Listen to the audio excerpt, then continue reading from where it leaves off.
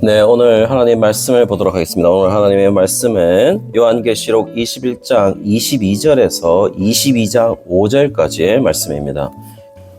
오늘 본문을 보시면은 21장에 이제 새하늘과 새 땅에 관한 이야기가 나옵니다. 그래서 새하늘과 새 땅에 관한 이야기가 나오고 21장 9절부터는 그 새 예루살렘에 관한 환상을 보는 그 장면으로 가고 있습니다. 그러면서 오늘 본문은 새 예루살렘에 대한 마지막 환상을 보여주는 곳으로서 이 부분이 차지를 하고 있어요. 그러면서 오늘 본문은 두 부분으로 나누어지거든요. 그러니까 21장의 마지막 본문과 그 다음에 22장의 1절부터 5절의 본문이 나눠지고 있는데요. 첫 번째 부분은 새 예루살렘에 대한 성 안이니까 내부에 관한 이야기가 21장 22절부터 27절까지 나와 있고 22장 1절부터 5절까지는 이 회복된 이 에덴 동산의 개념을 가져와서 새 예루살렘을 설명하기 시작합니다. 그렇게 해서 이렇게 두 부분으로 나눠져 있는데요. 우리가 첫 번째 부분에서 새 예루살렘의 이 내부 모습을 얘기해 주면서 특징을 얘기를 했습니다. 그 특징 5가지가 있는데요. 그 5가지를 한번 보시면은 22절에는 이렇게 되어 있습니다. 특징 첫 번째는 성 안에 더 이상 성전을 볼 수 없다 이렇게 되어 있습니다. 이유는 성전이 주 하나님과 어린 양이 성전이기 때문이다 라고 말하면서 성전이 필요 없다라는 얘기를 하고 있죠. 그러면서 23절에 두 번째 특징을 얘기하는데요. 성 안에 해와 달도 필요가 없다라고 얘기를 하고 있어요. 이유는요. 하나님과 어린 양이 등불이기 때문이다 라고 얘기하고 있기 때문에 해와 달이 필요가 없다라는 얘기를 하고 있습니다. 그리고 24절에는 세 번째 특징이 나와 있는데요. 세상 모든 민족이 그 빛 아래에서 걸어 다니고 열국의 왕들, 그러니까 만왕의 왕들도 그 성 안으로 들어온다라는 것으로서 세 번째 특징을 얘기를 하고 있어요. 네 번째 특징은 어떻게 되냐면 25절에 보시면은 성문은 항상 열려 있다 이렇게 말을 하고 있습니다. 그리고 새 예루살렘 성은 밤이 없기 때문이다라고 얘기를 했어요. 이유는 있습니다. 고대 사회에서 밤에 되면은 성문을 닫죠. 그런데 밤이 없기 때문에 성문이 항상 열려 있는 것이고 그래서 늘 들어올 수 있도록 했다라고 말하고 있고 다섯 번째 특징은 뭐냐면 그 성 안에 속된 것이나 부끄러운 것이나 거짓말한 자들은 이 성에 들어올 수 없다라는 것을 26절부터 27절까지 얘기를 하고 있어요. 그러면서 결국에는 새 예루살렘 성이 이 거룩한 자의, 이 거룩한 도성이기 때문이다라는 것도 얘기를 해주고 있어요. 그러면서 이 5가지의 특징을 얘기를 해줬죠. 그러면서 22장의 1절부터 5절까지 보시면은 창세기 3장에서 무너졌던 그 에덴 동산이 회복된 그 에덴 동산으로 새 예루살렘이 어떤 특징을 가지느냐라는 것도 지금 설명을 해주고 있습니다. 그러면서 1절에 보시면은 생명수가 흐르는 강이 나옵니다. 그리고 2절에서는 강 양쪽에 생명나무가 있다라는 얘기도 해주고 있어요. 그리고 3절부터 5절까지 보시면은 새 예루살렘은 거룩하기 때문에 속된 것이 없어서 오로지 하나님만 섬길 것이다 라는 이야기도 해주고 있습니다. 따라서 새 예루살렘에서 어떤 삶을 살게 될 것인가 라는 것을 얘기를 해주고 있는 것이죠. 자, 그러면 이게 지금 오늘 본문의 짧은 설명인데요. 오늘 본문은 우리한테 도대체 무슨 의미가 있을까요? 새 예루살렘에서 그냥 가면은 저렇게 살 거야 라는 것이라면 지금 우리에게 얘기해 주는 건 뭘까요? 새 예루살렘에 대한 설명을 먼저 한번 보면은 22절에 성전이 없다 이렇게 되어 있잖아요. 예루살렘에서 가장 큰 특징이 뭐죠? 성전이 있는 것이죠. 그러면 성전의 기능은요? 그거는 사실 유대인들의 입장에서 성전의 기능은 무엇이었을까요? 하나님의 임재를 말하는 것인데 그 임재로 통하여서 내가 누구인지를 밝혀주는 배지와 같은 신분적 표지라고 얘기하죠. 신분적 표지 역할을 하는 것이 바로 성전이었습니다. 이유는요, 성전에 들어갈 수 있는 자가 바로 나라는 거죠. 성전이 역할했던 것은 결국은 내가 누구인지를 알 수 있도록 해주는 것이 뭐였냐면은 성전이었어요. 그래서 하나님을 믿지 않는 사람들, 하나님한테 선택되지 아니하는 사람들은 당연히 유대인이 아닌 사람들은 다 성전에 들어오지 못했던 것이죠. 그래서 성전이 가지고 있는 역할은 오로지 자신이 누구인지에 대한 신분적 표지 역할을 했던 것이 뭐냐면은 바로 이 성전이었다는 겁니다. 한마디로 배지 역할을 했다는 거죠. 그런데 오늘 환상 속에 뭘 말하고 있냐면 그 성전이 없대요. 이유는 딱 한 가지를 얘기했습니다. 뭐라고 얘기했냐면 예수님이 바로 성전이기 때문이다 라고 얘기를 하고 있어요. 예수님께서 본인이 성전이라고 얘기했다는 거죠. 성도님들 어때요? 예수님이 어떤 역할을 하셨죠? 예수님은 실제로 조금 속된 표현일 수도 있겠지만 길바닥에서 죄의 사함을 선포하셨잖아요. 그리고 구원을 선포를 했어요. 재물도 없이. 그러면 유대인들의 입장에서는 어떻게 여겨지겠어요? 자신들이 유대인들의 입장에서 죄를 사할 수 있는 곳은 어딘데요? 성전밖에 없는 거죠. 그리고 그 죄 사함을 누가 선포해 주는데요? 대제사장이 선포를 해주죠. 그런데 대제사장도 아닌 자가 자기가 알고 있는 유대의 사회에서 내가 알고 있는 저 예수라는 사람은 목수인데 목수가 대제사장도 아닌 자가 길바닥에서 지금 죄의 사함을 선포를 하고 있는 거죠. 대제사장도 아닌 자가. 왜 그랬을까요? 예수님의 자기 인식 속에서는 예수님은 뭐로 인식했다는 거죠? 성전으로 인식했다는 거죠. 바로 예수님이 성전이라는 사실을 얘기하고 있다라는 겁니다. 따라서 성전이 하나님의 백성의 정체성의 신분적 표지 역할을 했다면 그 성전이 만약에 예수님이라면 지금 하나님 백성의 정체성의 신분적 표지 역할을 하는 것은 누구라고요? 바로 예수님이라는 사실을 얘기하고 있다는 겁니다. 이런 자격을 이야기하는 부분으로 우리가 27절에 보시면은 27절에 새 예루살렘으로 들어올 수 있는 유일한 조건을 얘기를 합니다. 조건은 오직 한 개입니다. 어린 양의 생명책에 기록된 자들만 들어간다라고 얘기를 하고 있어요. 실제로 마치 27절에 보시면은 속된 것이나 가증한 일 또는 거짓을 말하는 자는 새 예루살렘에 들어오지 못한다라고 말을 해주고 있어요. 그러면 우리가 어떤 생각을 가질까요? 내가 저 행위를 하지 않아야 새 예루살렘에 들어갈 수 있나? 라는 생각으로 내 행위가 결정되는 것처럼 그렇게 보일 수 있지만은 그런 게 아니라 불의한 자는 들어가지 못한다라는 얘기를 하고 있는 것이죠. 그렇죠? 불의한 자는 못 들어가요. 그런데요, 여기에서 의와 불의의 차이는 우리는 이제 알고 있어요. 의와 불의의 차이는 뭐죠? 의는 예수님을 믿는 것이고 불의는 예수님을 믿지 않는 것이죠. 따라서 우리가 예수님을 믿음으로 말미암아 의를 획득하게 되는 것이죠. 그렇게 믿음으로 의를 획득한 자들이 바로 이 어린 양의 생명책에 기록되기 때문이죠. 오늘 본문상에도 여러분 보시면은 기록된이라는 말이 있어요. 기록된이라는 말이 완료 시제로 되어 있다는 말은 이미 기록된 자들이다라는 얘기를 해주고 있다는 거죠. 다시 말씀드리면 이런 겁니다. 새 예루살렘으로 들어가면서 어린 양의 생명책에 기록되는 것이 아니라 생명책에 기록된 자들이 새 예루살렘으로 들어가는 것이죠. 등록하는 게 아닙니다. 이미 어린 양의 생명책에 기록된 사람이 지금 새 예루살렘으로 들어간다라는 사실들을 얘기해 주고 있는 것이죠. 그래서 생명책에 기록된 자들은 지금까지 요한계시록의 환상 속에서 여러분 보여주고 있는 게 뭐예요? 지금까지 요한계시록 속에 여러 개의 환상을 보여주고 있어요. 믿는 자들의 특징은 어땠습니까? 율법을 잘 지키는 자들이었나요? 착하게 사는 사람들이었나요? 그게 아니라 오로지 예수님에 대한 믿음을 버리지 않은 사람들이 바로 예수님을 믿는 사람이고 새 예루살렘에 참여할 자들이다. 그리고 생명책에 기록되었다라는 것도 얘기를 해주고 있는 거죠. 성도님들 14만 4천 명이 누구입니까? 오로지 예수님을 믿는 자들이죠. 예수님을 믿는 자들입니다. 그러므로 속되지 않은, 가증하지 않은, 거짓말을 말하지 않는, 진실만을 말하는 자들은 과연 어떤 사람일까라고 물으신다면은 우리는 예수님의 믿음을 저버리지 않는 신앙을 계속 지킨 자들이 바로 이런 사람들이고 이런 사람들이 어린 양의 생명책에 기록된 사람들이고 이 사람들이 새 예루살렘에 참여할 것을 얘기하고 있다는 겁니다. 오늘 환상이 그것을 보여주고 있는 것이죠.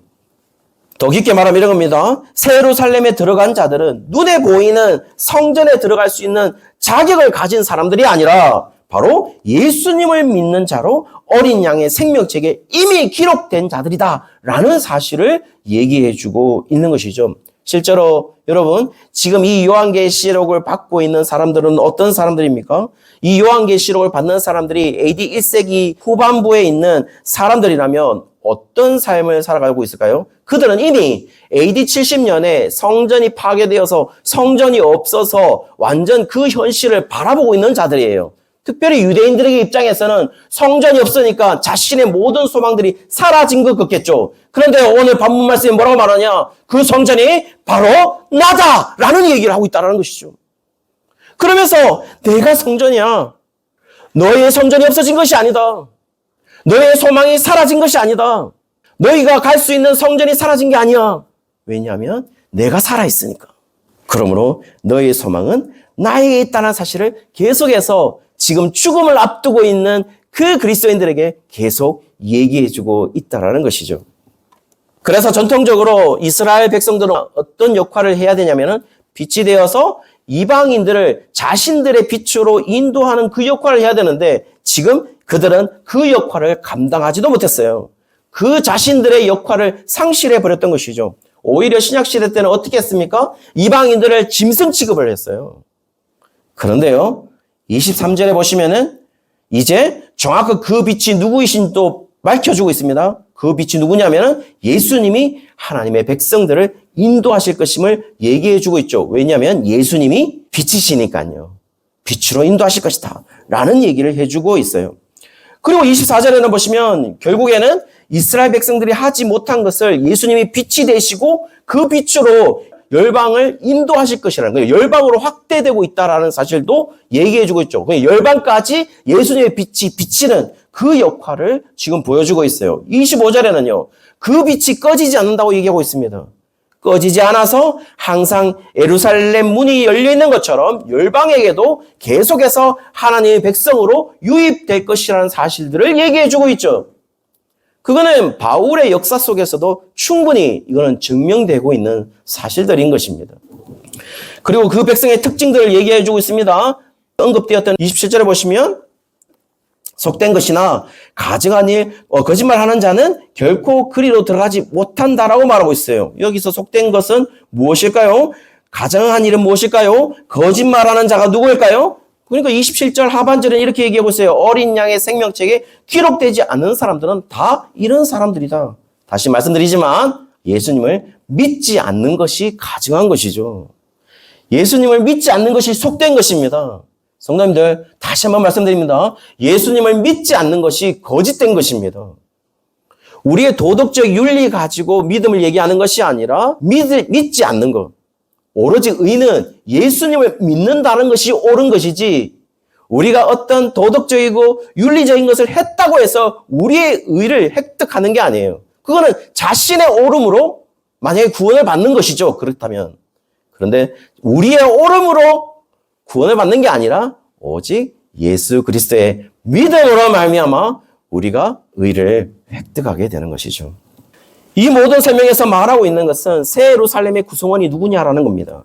새 예루살렘의 구성원은 성전에 자신의 정체성을 맡기는 자이거나 일반적으로 착하거나 법을 잘 지키는 자신의 옳음으로 사는 사람들이 아니라 바로 예수님을 따라서 예수님이 가신 길이 옳은 길이다라는 것을 인정하며 그 말씀을 따라가는 사람들, 그 사람들이 바로 어린 양의 생명책에 기록된 사람들이고 그 사람들이 새 예루살렘의 구성원들이다라는 사실을 얘기해주고 있죠. 그 사람이 유대인이든 이방인이든 어린 양의 생명책에 기록된 사람들은 무조건 새 예루살렘의 구성원이 된다라는 사실도 얘기를 해주고 있어요.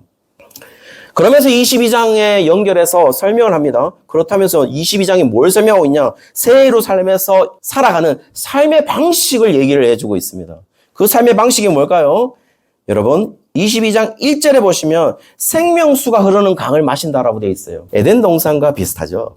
그리고 그것이 유사한 이유는 뭐냐면 창세기 2장 10절에 보시면 이렇게 되어 있습니다. 강이 에덴에서 흘러나와 동산을 적시고 거기서부터 갈라져 내 근원이 되었으니 라고 되어 있어요. 그걸 봐서는 에덴 동산에서 흘러나온 강이 모든 강의 근원이 된다라는 것을 설명해 주고 있습니다. 그리고 그 강을 통해서 이루어질들에 의해서 에스겔 47장 9절을 한번 보시죠. 이 강물이 이르는 곳마다 번성하는 모든 생물이 살고 또 고기가 심히 많으리니 이 물이 흘러가므로 바닷물이 되살아나겠고 이 강이 이르는 각체 모든 것이 살 것이다 라고 얘기를 해주고 있습니다. 성도님들, 이제 그림을 한번 그려보시죠. 에덴 동산에는 생수가 흐르는 강이 있는데요. 그 생수가 흐르는 강이 흘러나와서 모든 것이 산다라고 얘기하고 있어요. 그런데요, 특별히 성도님들, 에스겔 이 47장 9절의 본문을 가지고 오늘 본문을 가져왔어요.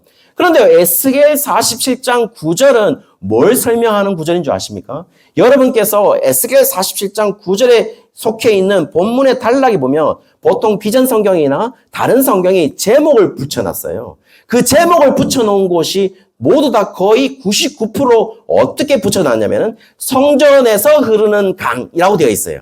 그러면 지금 이 강이 말하는 걸 뭘 말하겠습니까? 이 강의 물을 뭘 말하는 거겠어요? 성전에서 흐르는 강의 그 물의 기능을 얘기를 하고 있는 것이겠죠? 거기에서 그 강물을 마시고 사람들이 살아날 수가 있대요. 그런데요, 성도님들 다시 한번 묻습니다. 분명히 21장 마지막에 성전이 누구라고 얘기했죠? 예수님이라고 얘기했잖아요. 지금 우리 눈에 보이는 성전은 없고 오로지 누구만 있다고요? 예수님이 있다고요. 왜냐하면 예수님이 성전이시기 때문인 것이죠. 그렇다면 이 본문상에서 생명수의 물의 근원은 누구라는 거죠? 바로 예수님이라는 것을 에스겔에서 이 본문을 가져옴으로써 우리에게 얘기해주고 있다는 것입니다. 그러면서 2절에 보시면은 생명나무의 열매를 먹고 산다라고 되어 있어요. 이 모습도 상당한 의미가 있습니다. 왜 의미가 있느냐? 이 이미지를 창세기 2장 9절에서 가져왔어요. 여호와 하나님이 그 땅에서 보기에 아름답고 먹기에 좋은 나무가 나게 하시니 동산 가운데서 생명나무와 그다음에 선악을 알게 하는 나무도 있더라라고 되어 있어요. 그렇죠? 여기에서 생명나무를 가져왔어요.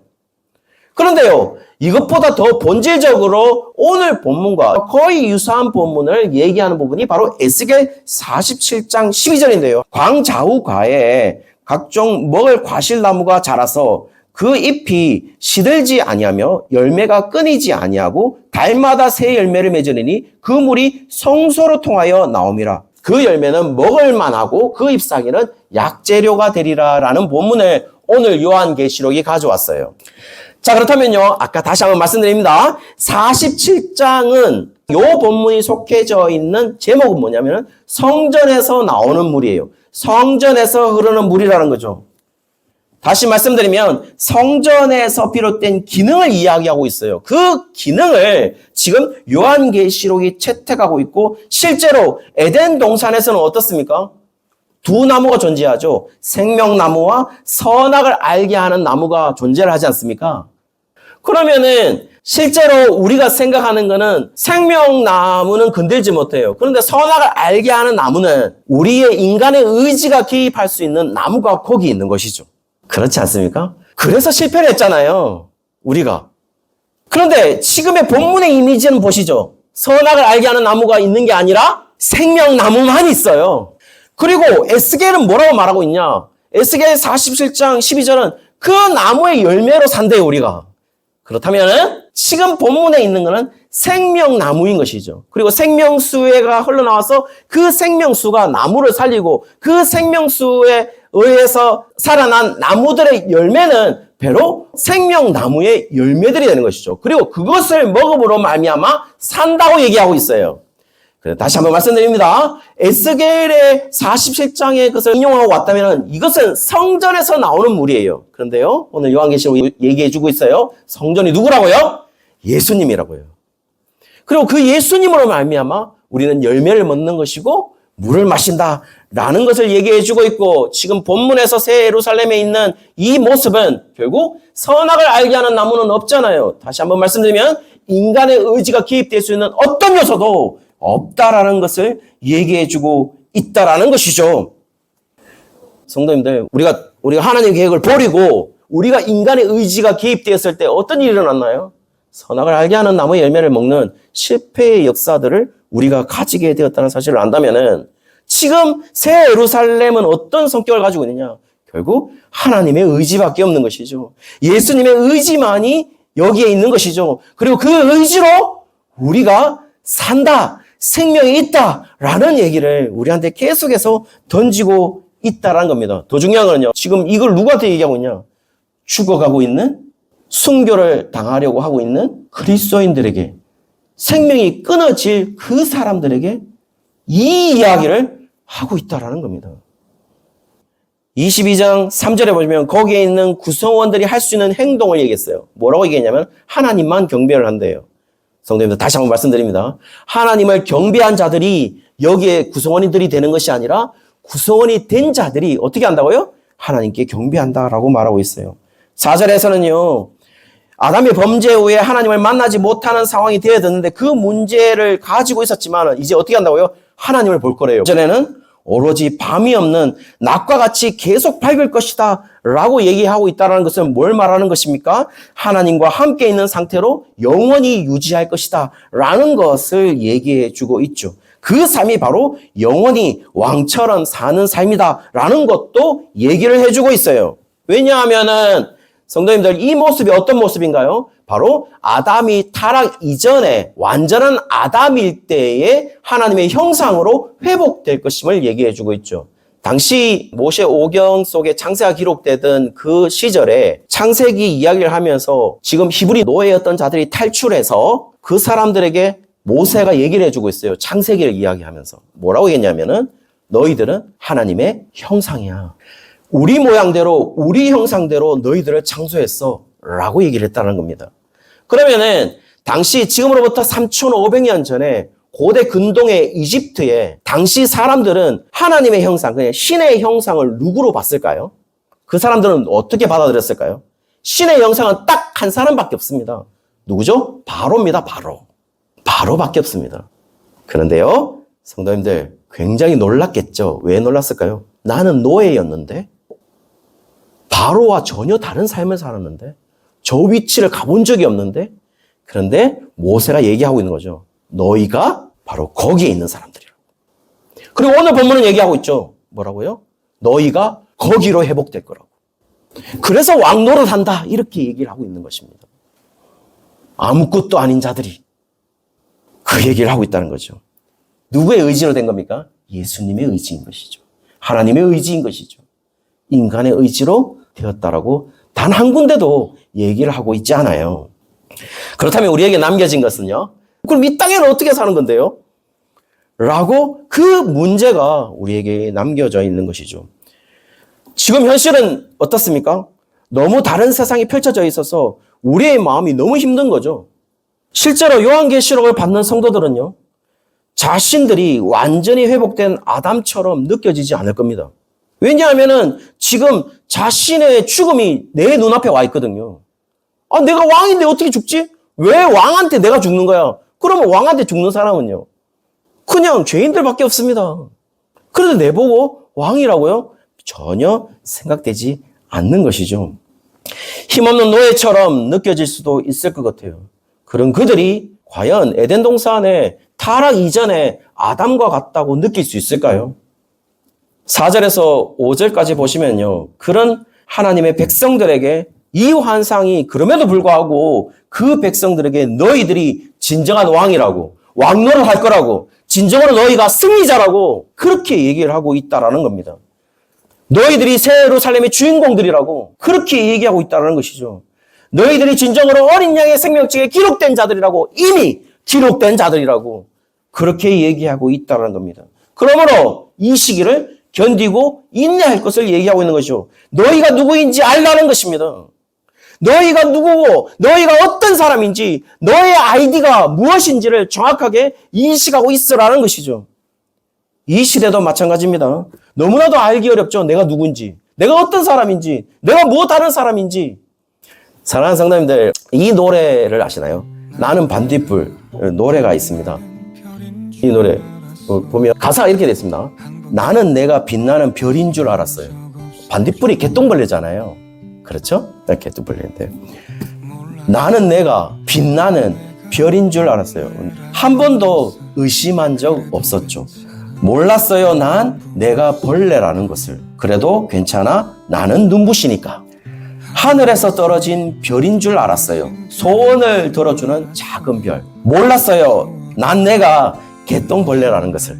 그래도 난 괜찮아. 나는 빛날 테니까. 이게 이 가사예요. 여러분 어떻습니까? 이 가사 속에서 많은 사람들이 이렇게 생각하겠죠. 아, 그래. 너는 빛나는 별도 될 수 있어. 넌 빛나니까. 그리고 너는 작은 소원을 들어주는 그런 별일 수도 있어. 너는 빛나니까. 그 얘기를 하고 있는 게 아니죠. 그렇죠?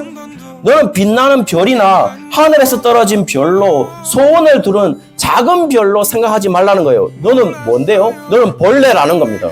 그럼에도 불구하고 너는 벌레이지만 너는 빛난다라는 것을 얘기하고 있다는 거죠. 자기가 만약에 별로 계속 인식하고 있다면은 자기의 빛남이 어떤 가치를 가지고 있는지를 모르겠죠. 별은 원래 빛나고 있으니까요. 그렇죠. 그런데 나는 벌레인데 나는 빛나고 있대요. 다른 벌레가 할 수 없는 그 가치를 가지고 있는 것은 내가 벌레라는 것을 알고 있기에 그럼에도 불구하고 나는 빛나고 있어.